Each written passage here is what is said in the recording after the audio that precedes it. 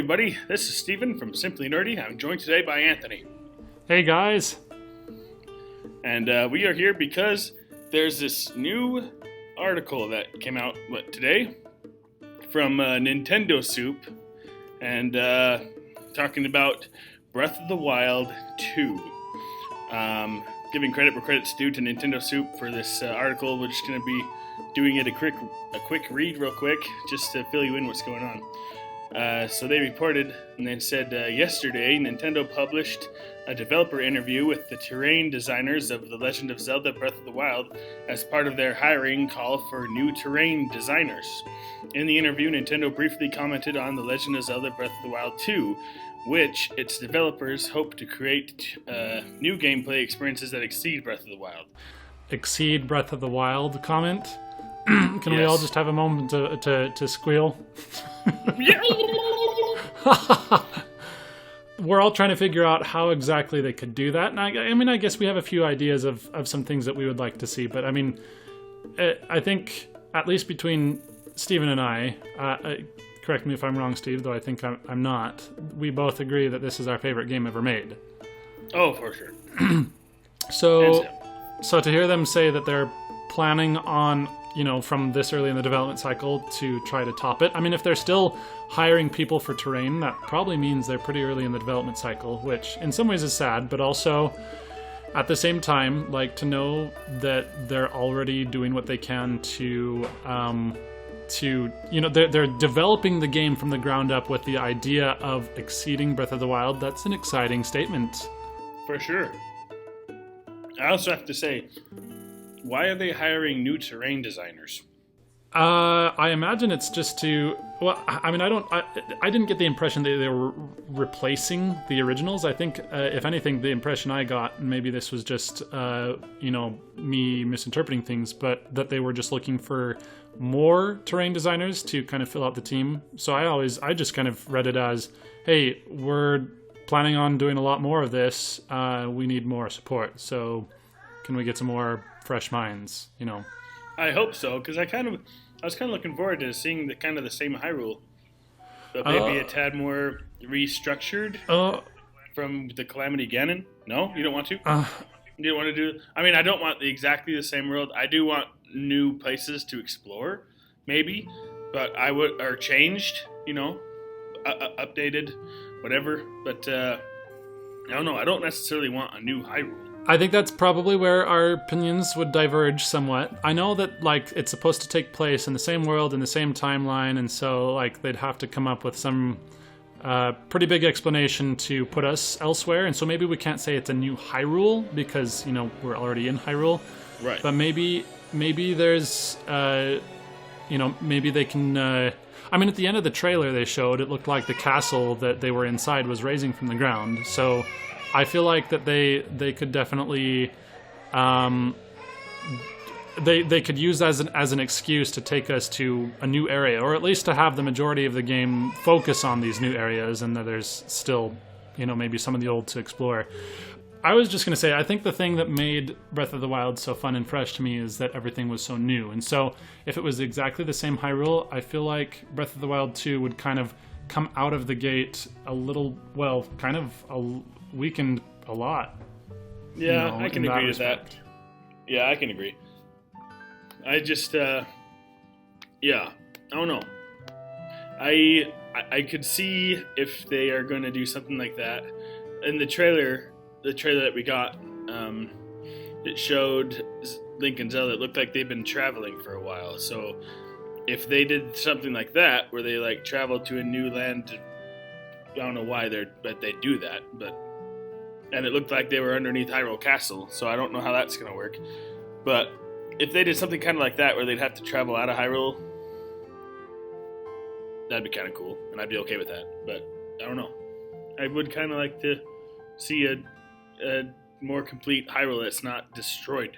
/ maybe make the map bigger and give us some new areas to discover on top of the areas we've seen before, but modernized. I don't know.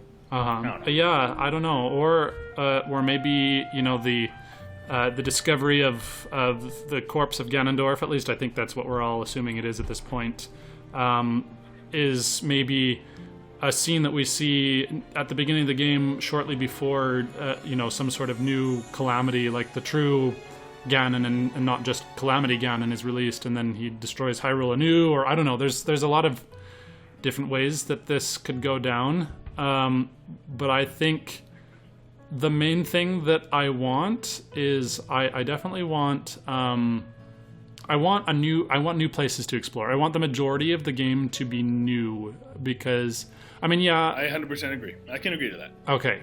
Because, like, if I were to go back and replay Breath of the Wild, I'd probably kind of experience the world in a very different way, and that's probably true of any replay of that game, because, that's one of its greatest strengths, I feel like. But to have a new game that also is still playing on that same world, that would it would feel like a shadow of the game it could be. Yeah, I can agree to that. No, I was just going to say, I can agree with what you're saying, and I'm torn on the subject, but I can see good in both sides. Yeah. I guess I'll be happy with whatever they give me, but I can agree on both ends of that argument. Okay, but then let's just acknowledge this point though. If they're looking for like terrain designers, why would they need that if they're just going to recycle the world? I agree. That's why I'm confused.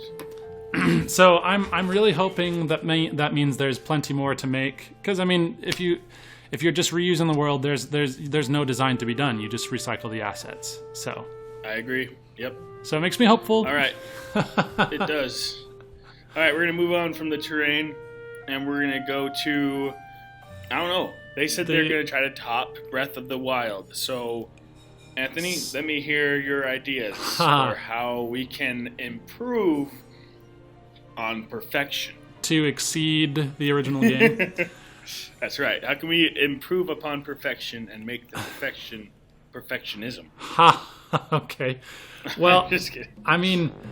These are all just things that, like, a lot of them are just kind of quality of life improvements that I'd like to see, and I feel like, what we have to take a moment to acknowledge, like, what is the definition of a perfect game? Like, I don't think any game is truly perfect, but I think there's some that nail their presentation enough that it might as well be. Like, the problems are far outweighed by all of the things that it does right, and I think that's absolutely the story with Breath of the Wild.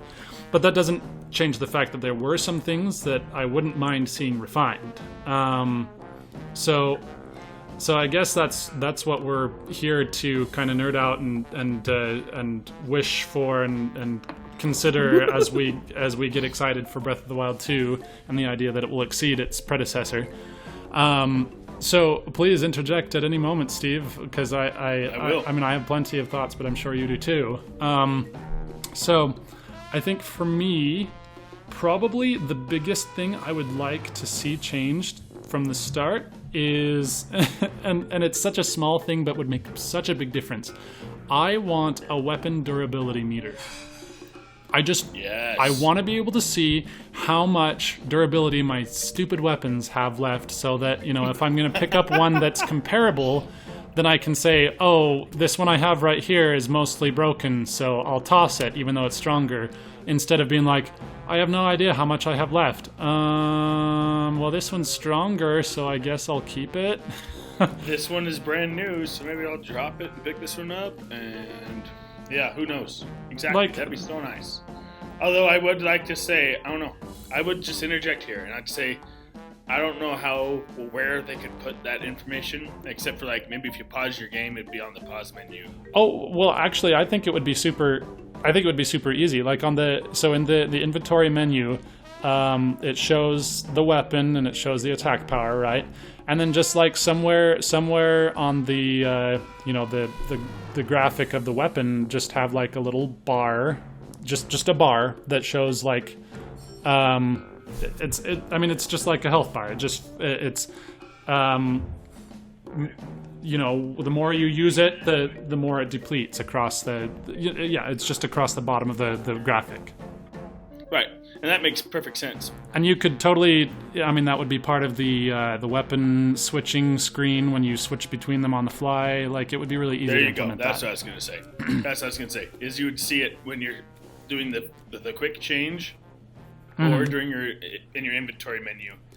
I was just saying it would be hard. I don't know where you'd place it if you wanted to see that bar during combat when you're actually using the weapon. I wouldn't want to see another bar following Link around. Oh, no. In the world. I don't want another bar like that. If it's in like the pause menu and in the quick menu, like in the little image of the weapon you're using, then that's totally fine with me. And I love that idea. And I just don't want it in the world when you're walking around. The HUD, yeah, absolutely not. No, I think, you wouldn't even need that.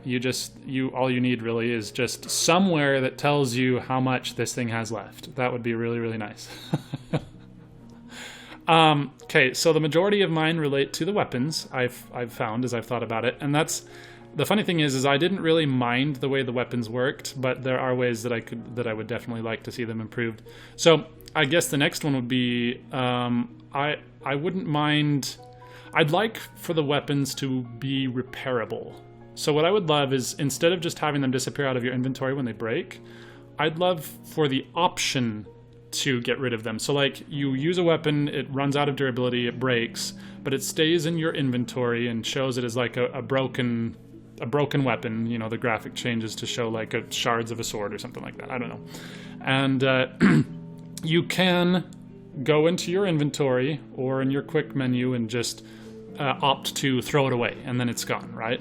But or it appears in the world as one of the collectibles that you can tell is like a broken weapon or something. But like, I'd like the option to keep it in my inventory and go to some sort of smithy and use some sort of use materials or money or both or whatever to repair the weapon and restore it back to what I had. So like, I have the option, like if it's just cluttering my inventory and there's no way I can get to a smithy and I need to just cycle weapons, then I can toss it. But otherwise, like I want the option of being able to repair these, because then like it would make them feel far less transient. Like, I think that one of the mildly, and I say mildly, sad things for me about Breath of the Wild was just like, anytime you pick up a weapon, there wasn't really that spark of excitement, because you're like, oh, well, if I can fit it in my inventory, like, you just know it's going to break pretty soon after you get it, because, I mean, they're notoriously brittle in that game. So a repair option, like, even if the weapons stayed exactly the same level of brittle in the sequel, being able to repair them would for me offset the pain of that quite a bit, because then I could see myself getting excited. Oh my gosh, I just got a wind cleaver. Those things can shoot air, and that's awesome. And I know that that's going to continue mattering to me, because I can go repair it if it breaks, instead of seeing it disappear forever and wait until the next time I run into one of the big Yiga guys. I mean, whenever that happens. I could keep going. You've got any thoughts yet? I do. I have a thought now. Okay, shoot. It takes me a while to think, but once I think, I thunk. Oh. I'm just kidding. I'm just kidding. No, one of the things I'd like to see improved upon / come back are the Korok seeds. Oh, well, yeah, those need to be there in some way. Those have to be there in some way, I agree. And I don't know if we necessarily need more than 900, but 900 is intimidating enough. But I will say that we need to be kinder, I suppose, to the gamers like myself that like to collect everything in a game, because a golden piece of poop will not do it for me in the next game. Right. Well, yeah. Make sure it's not a golden piece of poop. That's my first improvement. I can feel you there. I mean, that's probably one of the biggest. The biggest reason I didn't collect them all is because it was too monumental a task, and I'm not that much of a completionist. But right. It's certainly the reward certainly also was off-putting.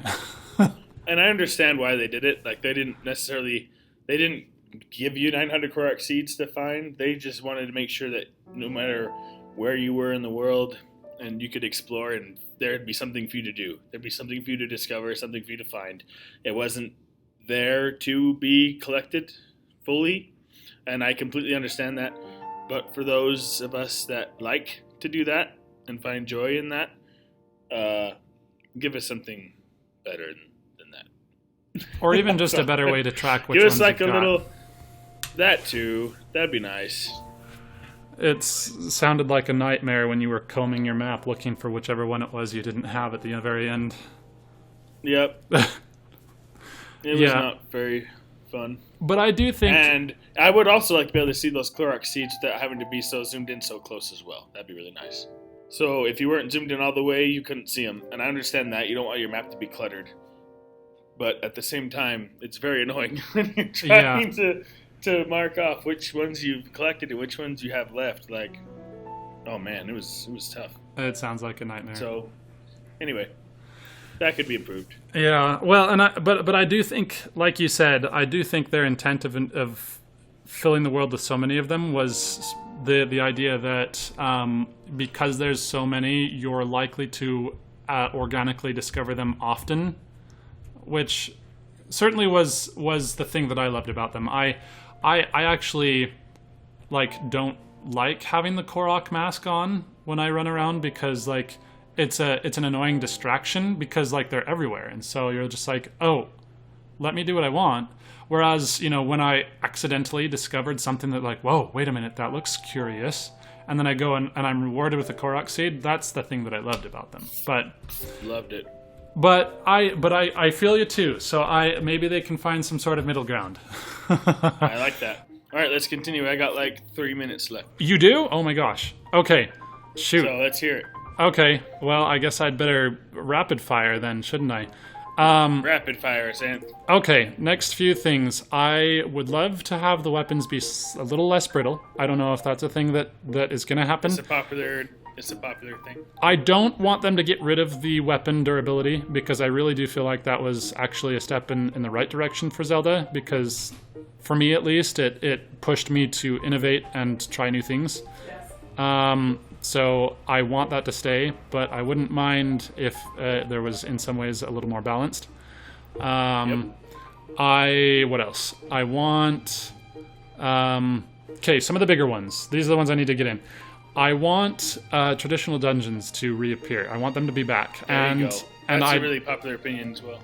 I don't want them to replace shrines. I think shrines should still stick around because they were really intelligent, bite-sized ways to explore the world, create waypoints, and to make the world feel full of things to discover. But I 100% agree. Thank you for saying that. Yes, but I also did kind of miss the traditional dungeons, and in a way they were kind of there with the divine beasts, but they were short and there wasn't as much of the traditional puzzle solving as we would have liked, and I don't know how they do that considering that they're not really doing the get a weapon and use that for the puzzle solving in this dungeon kind of scheme anymore. But if there is any way that they can get the traditional dungeons to come back along with the shrines, I want it. That would be awesome. I would definitely take that. I just don't want them to replace the shrines. No, and I agree with you there. So, please don't. We're just super excited for this game, and there are a few things we'd love to see. Quality of life improvements mostly, except for the traditional dungeons. That would be awesome to have, but either way, we're just super excited. Oh, we're tickled pink. Hey, one more question for you, Anthony. Okay. Do you think that we are going to see Breath of the Wild 2 at E3 this year? Or next year, 2020. That's what I don't know. Now that we know that they're hiring terrain designers, that makes it sound like they're super early in development. Then again... I really hope that's not the case. Then again, looks like they're reusing a lot of the game's engine and assets, so maybe there will be less work to be done. So I could see it being a toss-up. I could see, maybe a little bit more information, maybe a more detailed trailer. But But no, release date announcement? No, I don't think so, not yet. And I think there's probably I don't think it's going to be a major focus, because I think it's too early. But I think that they will try to use it to generate hype by, showing maybe a little bit more teasers. Yeah, I can agree to that. One can hope. I really hope, though, and I think it's a good idea if they can release Breath of the Wild 2 possibly holiday next year to answer the call to the other video game companies, Sony and Microsoft, coming out with their new, their next generation console. I think it might be a good idea to have it ready by the end of the year to kind of answer that call to arms, if you will. But I don't necessarily know / believe if that is going to happen or not, because especially after this announcement. But that would be my hopes and dreams scenario. It's my next holiday. I could be playing Breath of the Wild too. It would certainly be tactically sound, but I certainly wouldn't want them to skimp on the quality to get there. So I guess we'll see. have to go with Metroid Prime 4. Okay, I really am hoping that there's something soon about that. Yeah. That's going to be a different video. Yeah. But that's coming because I want to talk about Metroid Prime 4. Anyway, if you like this video, please give us a like and comment down there if you think we'll see Zelda Breath of the Wild 2 at E3 and what you think of this new terrain / improvements to Breath of the Wild. What improvements you'd like to see.